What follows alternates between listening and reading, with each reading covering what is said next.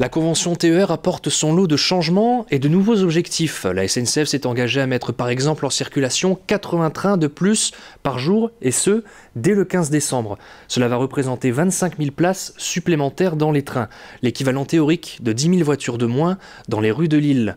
De plus, 2/3 des horaires seront modifiés avec plus de trains entre 9h et midi, car on estime que 63% des salariés commencent et finissent leur travail en dehors des heures de pointe. Les services devraient être plus ponctuels quant à eux. La région a instauré un système qui pénalisera la SNCF en cas de retard non justifié.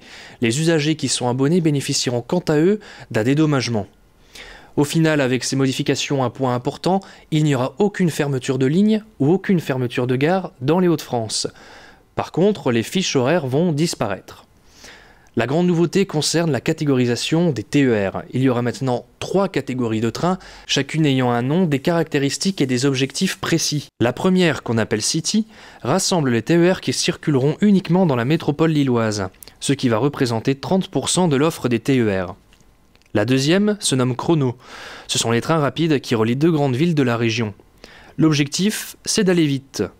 Voici 3 exemples parmi d'autres: Lille-Valenciennes, Calais-Lille et Amiens-Lille. Chrono représente l'offre la plus importante des trains, avec 39% des effectifs.